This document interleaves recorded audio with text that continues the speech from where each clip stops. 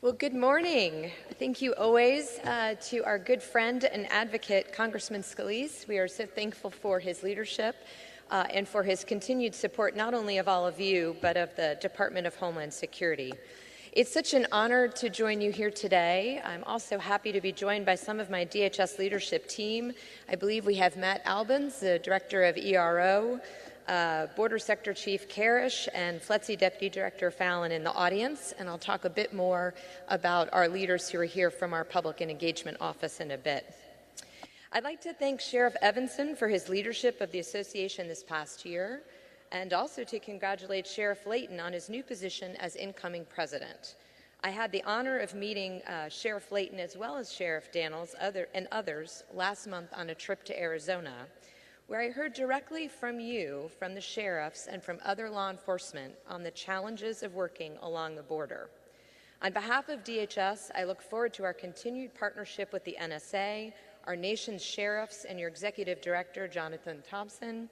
Jonathan is a good friend to the department. He's no stranger to us. He is a great advocate for you and a great partner to the Department of Homeland Security. Thank you for inviting me to speak here today. So as sheriffs, I'm going to tell you something you already know. You are a vital part of our Homeland Security team. You truly are on the front lines.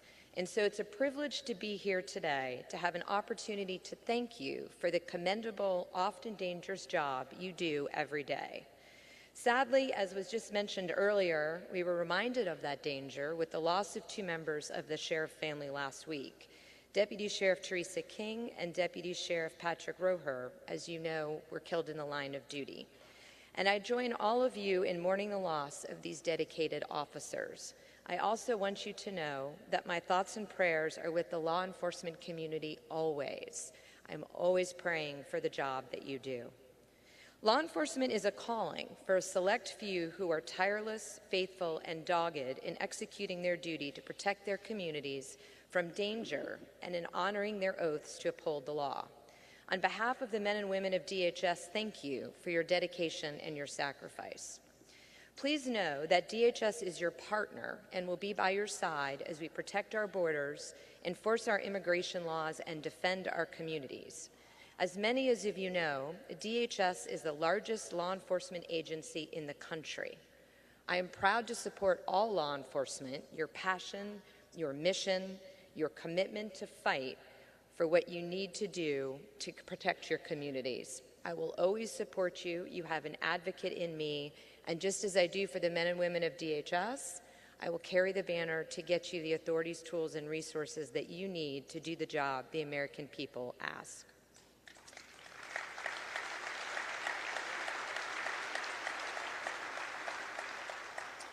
So on that point, to a select few in the media, Congress, and the advocacy community, I'd like to start with a message for you. This department will no longer stand by and watch you attack law enforcement for enforcing the laws passed by Congress. We will not apologize.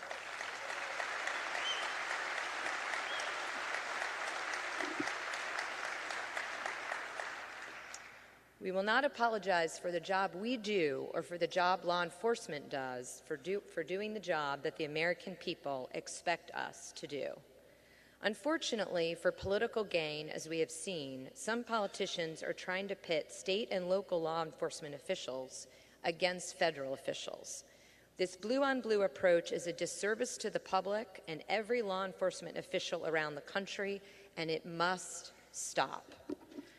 This morning, I want to discuss with you 3 threats that will require collaboration and partnership with you. I want to start off by addressing what Congressman Scalise already captured so well, so I'll keep some of it brief. But one of the most prominent homeland and national security threats facing the department and many of you today is the threat to our nation resulting from the lawlessness at our borders and a lack of respect for our immigration laws. Make no mistake, our border is in crisis. We might not be seeing the numbers that we saw at the height of 2014, but we're seeing increase in drugs, increase in traffickers, increase in smuggling, increase of terrorist awareness of the loopholes that allow those to enter illegally and stay within our communities. We also see thousands of people who have no respect for our laws, and we see our inability, once we apprehend them, to detain them and deport them. As I mentioned last month in Douglas, Arizona, I had the opportunity to meet with a group of sheriffs whose communities are often on these front lines as smugglers, traffickers, and transnational criminal organizations take advantage of our unsecure border. I would especially like to thank Sheriff Daniels of Cochise County for hosting that meeting. And thank you to Sheriffs Layton, Martinez, Napier, Wilmot, and Wolfinger for sharing your thoughts and concerns with me. During that meeting, we agreed to establish a periodic meeting schedule, and I look forward to sitting down with you again in July. These sheriffs see firsthand that border security at its heart is an issue of law and order.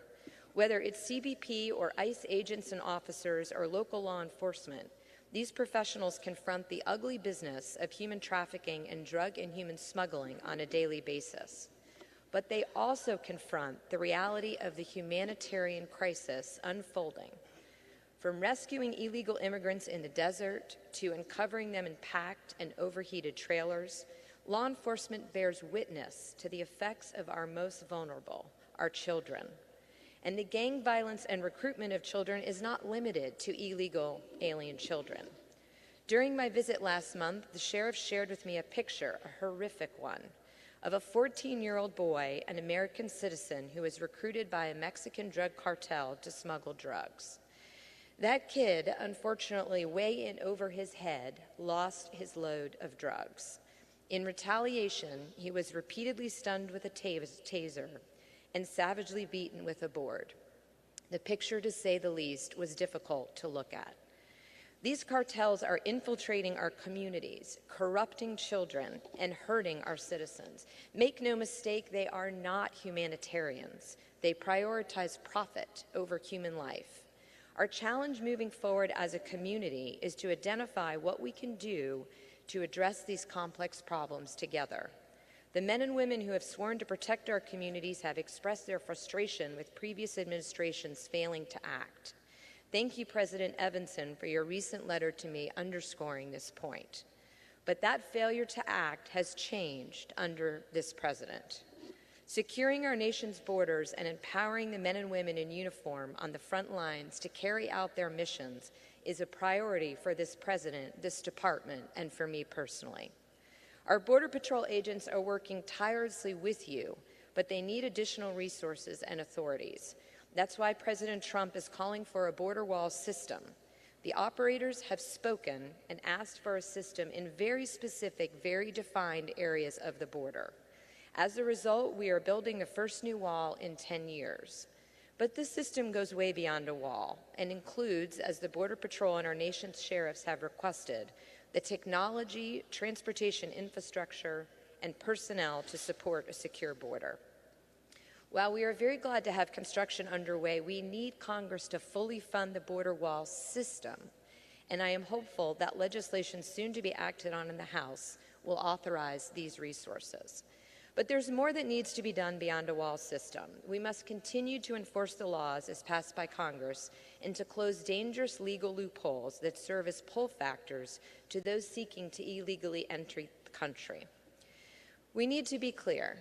Illegal actions have and must have consequences. No more free passes, no more get-out-of-jail-free cards, no more lawlessness. Today, DHS is referring those who illegally cross our borders to the Department of Justice for prosecution. I'm sure you'll hear more about this later from Attorney General Sessions. It is important to note that every day in communities across the country, if you commit a crime, the police will take you to jail, regardless of whether you have a family. I want to take a minute to address the consequences of actually enforcing our immigration law. There has been much outcry, consternation, and frankly, misinformation from many in the press, in Congress, and advocacy groups over the last few weeks that we at DHS are intentionally doing things that are unhumanitarian, that are cruel, immoral, and disgraceful. We are doing none of those things. We are enforcing the laws passed by Congress, and we are doing all that we can in the executive branch to protect our communities. It is now time that Congress asks to fix our broken immigration system.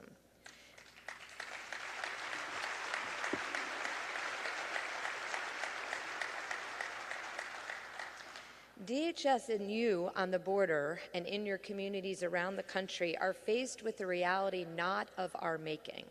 We cannot detain children with their parents, so we must either release both the parents and the children. This is the historic get-out-of-jail-free practice of the previous administration, or the adult and the minor will be separated as a result of prosecuting the adult. Those are the only two options. Surely it is the beginning of the unraveling of democracy when the body who makes the laws, rather than changing them, asks the body who enforces the laws not to enforce the laws. That cannot be the answer.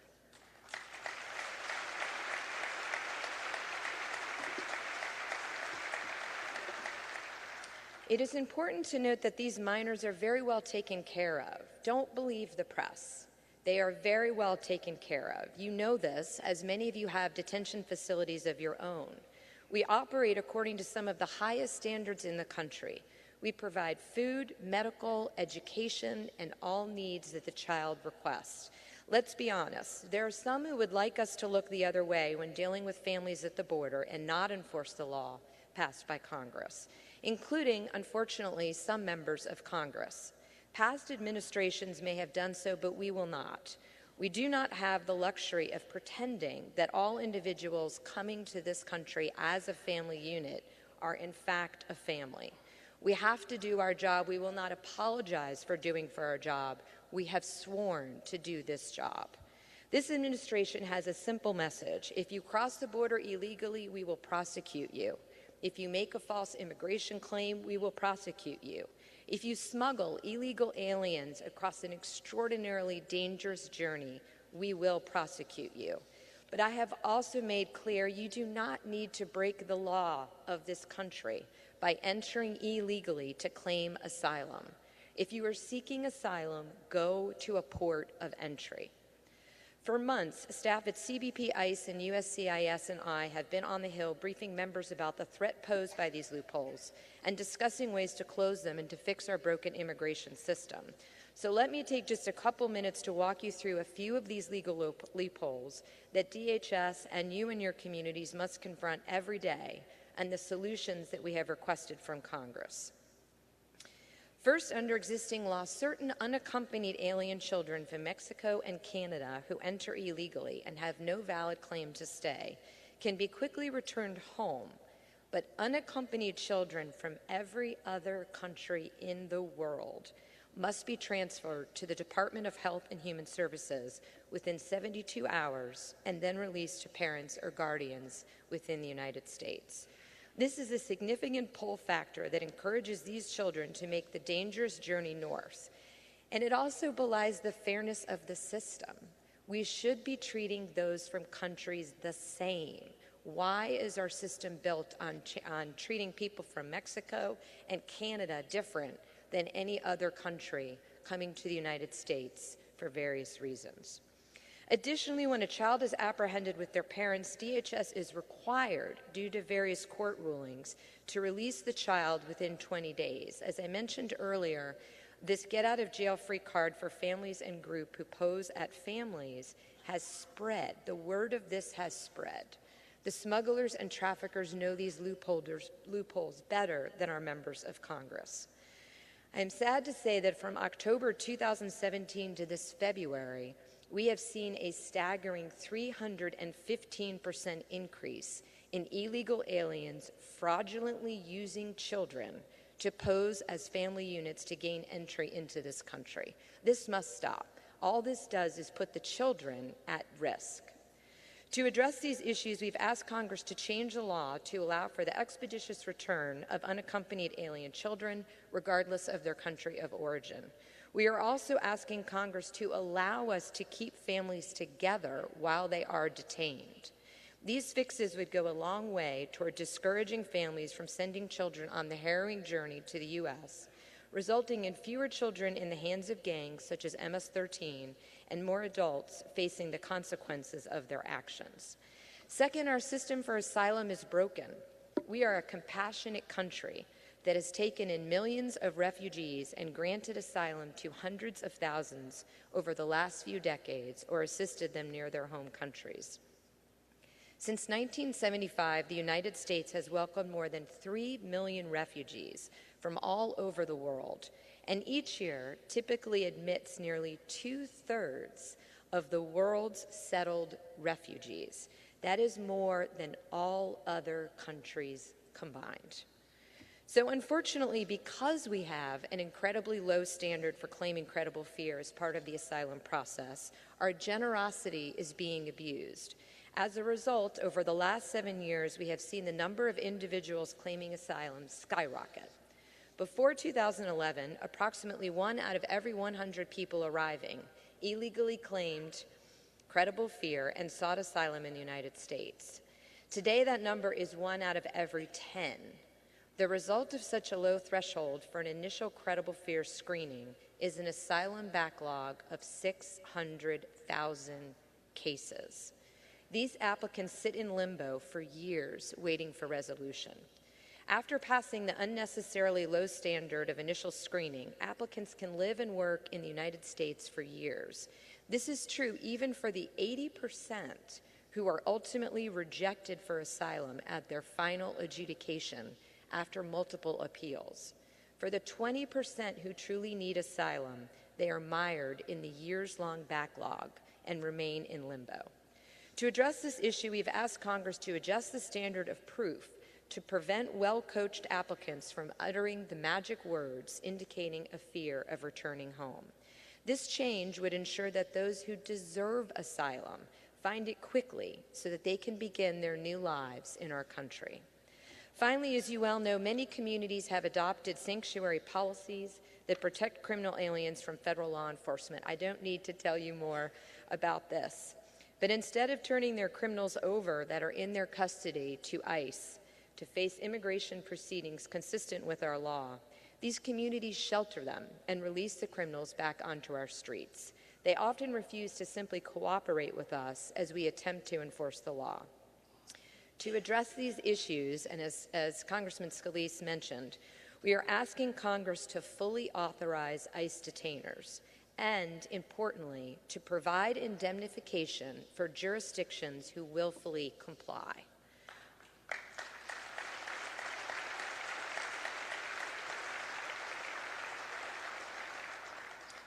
Removing criminal aliens in controlled environments such as jails protects the men and women of ICE, your men and women within your facilities, as well as the local communities who otherwise are put at the mercy of those being released into the communities. I would encourage you all to reach out to members. Ensure your voices are heard. It is important that you also have the ability and the authority to protect your communities and to work with federal law enforcement. In the meantime, as ICE's state and local law enforcement partners are increasingly challenged in court for facilitating the secure and orderly custodial transfer of criminal aliens to ICE, NSA has been a strong partner in working with us to address this public safety issue.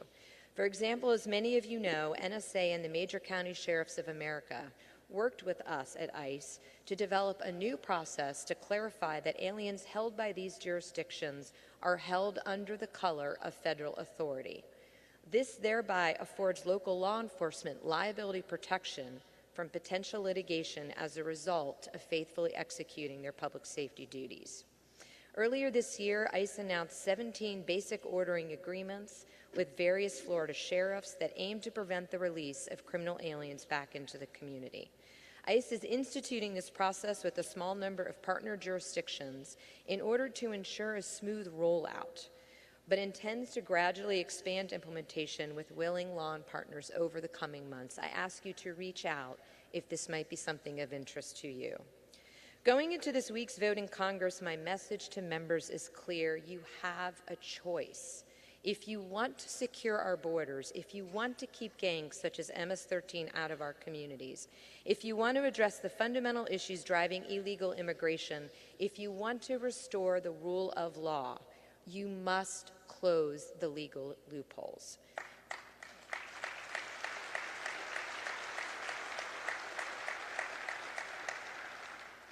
However, if you want to support a broken immigration system that harms the interest of Americans and our security, that rewards those who thumb their noses at our laws, and who puts families and children needlessly at risk, then don't vote to fix the problem. It's a simple choice, and I ask you, I urge you to take action. For those who have complained about this administration's vigorous enforcement of the law and the results of that enforcement, this is your opportunity to work with us to fix the incentives that encourage and even reward people who violate our laws and, even worse, put themselves and their families at risk of harm in the hands of smugglers and gangs. This is a complex and emotionally charged issue. It will take courage and cleared-eyes solutions to address. I am optimistic that we will see members this week roll up their sleeves and work with us to fix these challenges. As Secretary, I'm willing to work with any member who seeks to solve this. I ask you to reach out. I know I certainly will be reaching out to you this week. As Representative Scalise said, it is an issue that every one of the last 4 administrations has faced. It's time to fix it. So let me just quickly touch on a brief few issues that we have in common. Human trafficking. Aside from immigration, we also have several other challenges that we face as a community that requires our collaboration. Today, almost every community is affected by the modern-day slavery known as human trafficking. President Trump has made combating this a priority across the government and has directed federal agencies to jointly address this significant problem. At DHS, we leverage our law enforcement resources to target traffickers and disrupt and dismantle their criminal enterprises all along their illicit pathways. ICE Homeland Security Investigations conducts law enforcement operations for both international and domestic trafficking cases, and ICE victim assistance specialists help trafficking survivors rebuild their lives. In 2017, ICE HSI initiated 833 human trafficking cases, resulting in 1,602 criminal arrests and the identification and/or rescue of 518 trafficked victims. USCIS provides eligible non-citizen trafficking victims with immigration relief, and Customs and Border Protection identifies victims along our borders and at our ports of entry. Our Federal Law Enforcement Training Center teaches law enforcement professionals to identify victims and conduct trafficking investigations. It's no secret that TCOs are using their networks to smuggle dangerous drugs, illegal aliens, and potential terrorists into our country. These TCOs, as you well know, have no concern for human lives. They are solely motivated by profit. These criminal networks are a significant and persistent threat to our nation's security, and we are working with you to tirelessly to stop them. One example is Operation Safe Haven, an investigation into a loosely affiliated organization that coordinated the illegal movement of women from Mexico and Central America across the southern border and into brothels throughout the southern United States. As we saw in that operation, while human trafficking and human smuggling are not synonymous, human trafficking, of course, referring to people who are transported against their will, people who are illegally smuggled into this country are easy prey for traffickers, and we see more and more a connection between the two.